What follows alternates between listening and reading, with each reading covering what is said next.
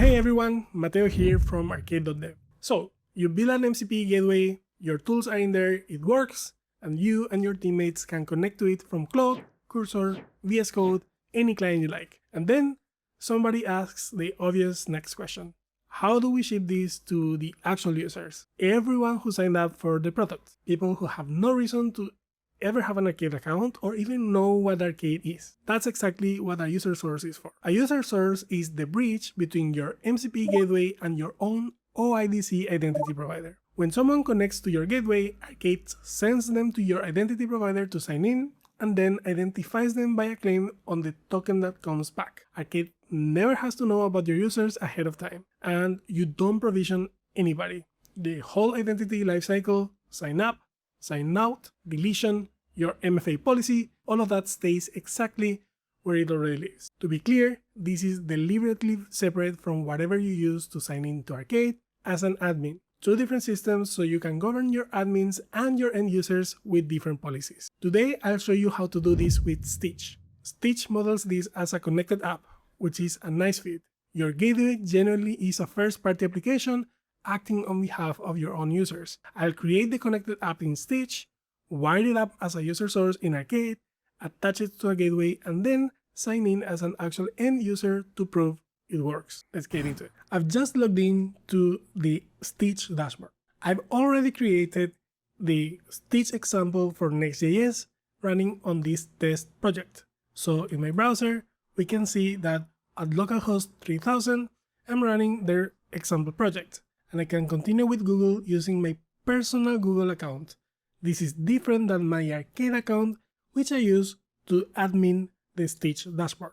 With that, my user is already created, and if we go here and refresh, we will see that the user I just created already appears in the Stytch dashboard. Now, to create the user source, we register a connected app in Stytch. For that, we go to Connected Apps, then Add Application. For the application type, I will pick First-Party Application. This skips the Stytch consent screen at sign-in, which is a better fit for the user source pattern where Arcade is acting as part of your own identity infrastructure, rather than a third-party application requesting access. For authorization code method, I will choose confidential method with secure web applications enabled. Arcade authenticates with Stytch using a client secret, which the confidential method supports. The public method is intended for applications that cannot securely store a secret and one that does not apply here. I click on Add Application. Here I will enter a name and I call it Arcade User Source. I will scroll down all the way to Login Redirect URLs and I click Add New. Here I paste https://cloud.arcade.dev/auth2/intermediate_callback. This is going to be the same URL and indicates to Stytch how to connect and how to talk to Arcade. I will add this. With this, I can save the application. Here, for the last time, I will be able to copy the client secret. I will copy it, and then I say, I have copied and saved the secret in a secure place, and I click Done. With this copied, I go to the Arcade dashboard, and this is a new project called User Source that only has a connected app for Google, so that my end users don't need to rely on having an Arcade account to use Google integrations. To add the user source, I go to User Sources and then Create User Source. I will name this one Stytch, and I will paste the client secret I just copied from the Stytch dashboard. I go back to Stytch and I copied a client ID. Here I paste that into the client ID, and then I go back to Stytch once again and I click on Project Overview. Here I copy the project domain, and this is the value that I paste in the issue URL. I will expand the advanced fields just to show that the subject claim is configured to sub, which is the correct option for my use case. I will create the user source. To use it, I create a new gateway, and to do that, I go to MCP Gateways and I click Create MCP Gateway. I will call this one Stytch Gmail. Here, I will add only the Gmail optimized MCP server built by Arcade.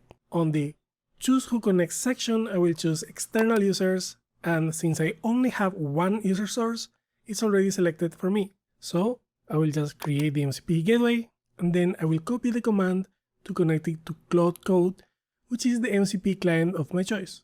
In my terminal, I paste the command and I add scope project, so that this MCP server is only added to this specific directory.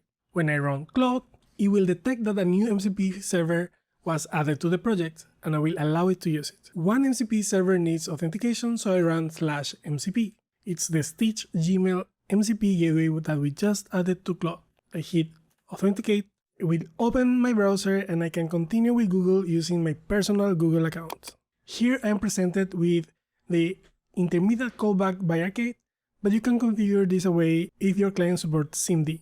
I will allow it, and the authentication to the MCP gateway is now successful. Now I can say, please get me my latest email, and it will call the Stytch Gmail MCP gateway that we just connected. It identified that the Gmail tools need my Google account authorized first. This is because I connected to the MCP gateway, but now I need to authorize that MCP gateway to access my personal Gmail. I will do that in my browser. I have authenticated, so I can say done, try again.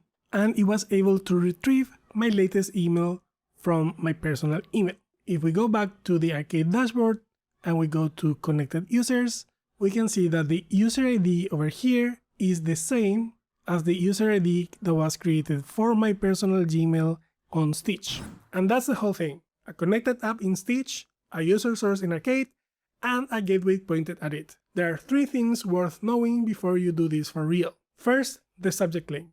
The default is sub, and sub is the right answer almost every time because it's stable. It won't change when somebody resets a password or edits their profile, and it's never reused for a different person. Don't be tempted by the email.